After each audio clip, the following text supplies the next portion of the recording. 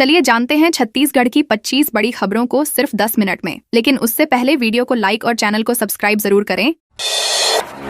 3 करोड़ लूट के बदमाशों का यूपी में शॉर्ट एनकाउंटर। बिलासपुर में सराफा कारोबारी से 3.35 करोड़ की लूट के आरोपियों को उत्तर प्रदेश में पुलिस ने मुठभेड़ के बाद गिरफ्तार किया। आरोपी वारदात के बाद फरार होकर यूपी पहुंच गए थे। यूपी पुलिस उनका पीछा कर रही थी, जबकि बिलासपुर पुलिस भी लगातार ट्रेस कर रही थी। धरपकड़ के दौरान बदमाश भागने लगे, जिस पर पुलिस ने फायरिंग की। गोली विजय लांबा और उसके साथी के पैर में लगी, जिससे वे घायल हो गए। 4 आरोपियों को मौके से पकड़ा गया, जबकि एक अन्य को बिलासपुर से गिरफ्तार किया गया। घटना के बाद आईजी रामगोपाल गर्ग ने मौके पर पहुंचकर जांच के निर्देश दिए। मामले का खुलासा मिर्जापुर में किया जाएगा।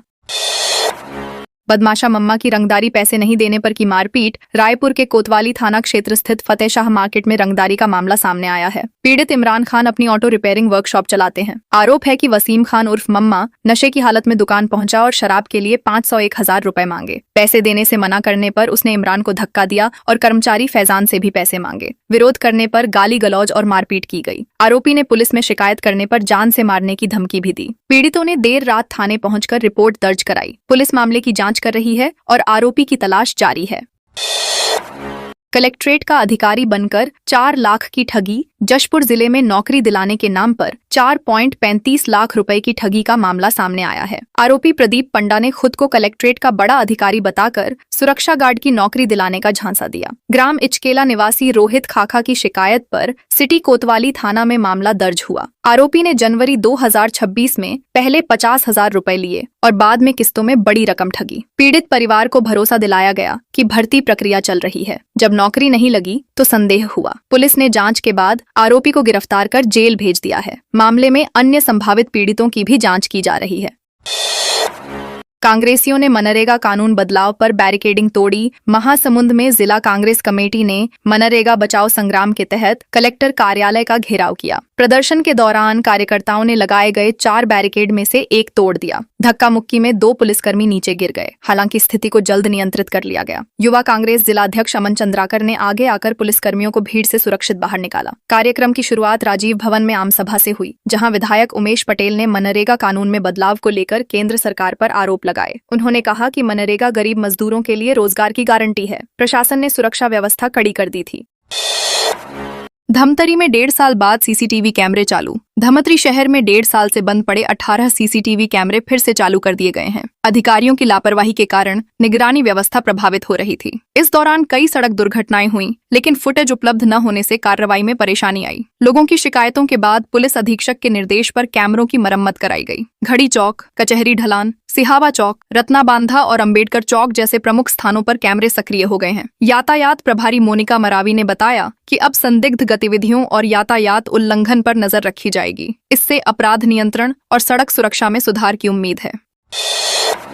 मोनिका ज्वेलर्स चोरी का खुलासा। 2 भाई गिरफ्तार। मुंगेली में मोनिका ज्वेलर्स से सोने का पेंडल चोरी मामले का पुलिस ने खुलासा किया है। पुलिस ने 2 सगे भाइयों श्लोक कुमार पात्रे और विवेक कुमार पात्रे को गिरफ्तार किया है। 10 फरवरी 2026 एक युवक पेंडल खरीदने के बहाने दुकान में आया और मौका पाकर 9.5 ग्राम का सोने का पेंडल लेकर फरार हो गया। दुकान मालिक सतीश कुमार सोनी ने शिकायत दर्ज कराई थी। जांच में सीसीटीवी फुटेज खंगाले गए, जिसमें संदिग्ध युवक बिना नंबर प्लेट की मोटरसाइकिल पर दिखाई दिए। पुलिस ने संयुक्त टीम बनाकर आरोपियों को पकड़ा और करीब 1.85 लाख रुपए का सामान बरामद किया।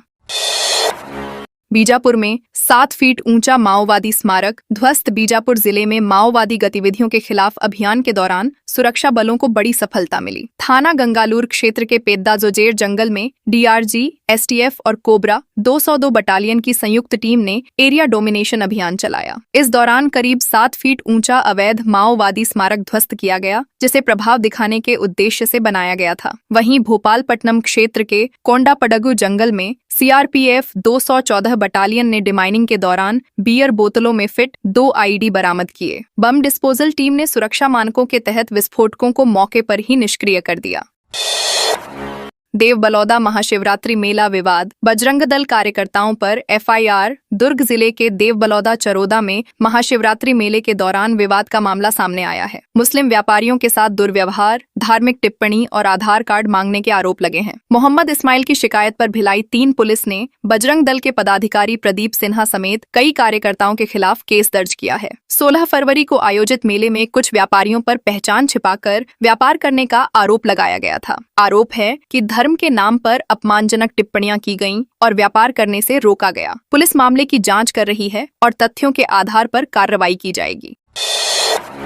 दुर्ग में शादी का झांसा देकर रेप। दुर्ग जिले की फास्ट ट्रैक कोर्ट ने शादी का झांसा देकर दुष्कर्म के मामले में आरोपी को 10 साल सश्रम कारावास की सजा सुनाई है। अपर सत्र न्यायाधीश अवध किशोर की अदालत ने सत्र प्रकरण 62/2024 में फैसला सुनाया। आरोपी सेवक राम मिर्झा निवासी सेजा थाना खरोरा जिला रायपुर को भारतीय दंड संहिता की धारा 376 के तहत दोषी पाया गया। अभियोजन के अनुसार आरोपी की पहचान पीड़िता से सोशल मीडिया के जरिए हुई थी। उसने विवाह का भरोसा दिलाकर संबंध बनाए। कोर्ट ने कहा कि झूठे वादे पर मिली सहमति वैध नहीं मानी जा सकती, इसलिए यह अपराध की श्रेणी में आता है।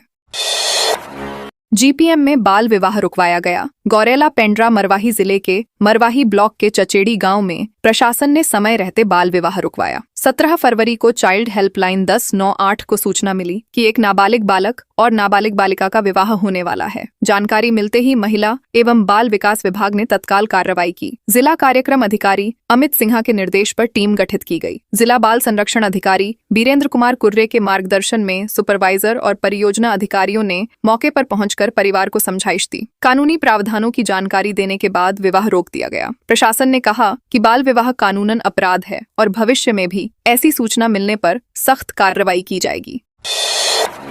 रायगढ़ कलेक्ट्रेट परिसर में व्यवस्थित होगी पार्किंग। रायगढ़ कलेक्ट्रेट परिसर में अव्यवस्थित पार्किंग की समस्या दूर करने के लिए नई व्यवस्था लागू की गई है। अब परिसर को 6 अलग अलग जोन में बांटा गया है, जहां 2 पहिया और 4 पहिया वाहनों के लिए अलग स्थान तय किए गए हैं। पहले लोग कहीं भी वाहन खड़ा कर देते थे, जिससे आवागमन में बाधा आती थी। अपर कलेक्टर की ओर से जारी निर्देश में सभी अधिकारी कर्मचारियों और आगंतुकों को निर्धारित स्थान पर ही वाहन खड़ा करने के लिए कहा गया है। पार्किंग ठेकेदार को भी व्यवस्था सुनिश्चित करने के निर्देश दिए गए हैं। नई व्यवस्था से परिसर में यातायात सुगम होगा और आम लोगों को सुविधा मिलेगी।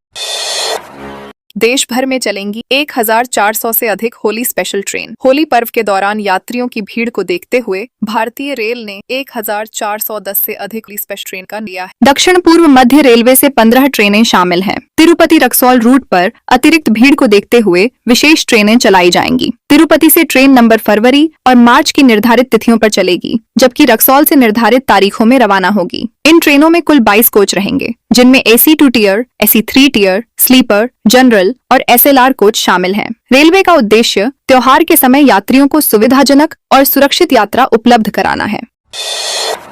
राजनांदगांव में जाम से मुक्ति की कवायद। राजनांदगांव में बढ़ते यातायात दबाव को देखते हुए पुलिस प्रशासन ने दिन में भारी वाहनों के प्रवेश पर प्रतिबंध लगाया है। सुबह 9 बजे से रात 9 बजे तक भारी वाहन शहर के मुख्य मार्गों में प्रवेश नहीं करेंगे और उन्हें बाईपास मार्ग की ओर डाइवर्ट किया जाएगा। यह निर्णय SP अंकिता शर्मा के निर्देश पर लागू किया गया है। शहर के प्रमुख चौक चौराहों पर सुबह शाम यातायात का दबाव अधिक रहता है, जिससे दुर्घटना की आशंका बनी रहती है। नई व्यवस्था से जाम की समस्या कम होगी और आम नागरिकों को सुरक्षित व सुगम आवागमन की सुविधा मिलेगी।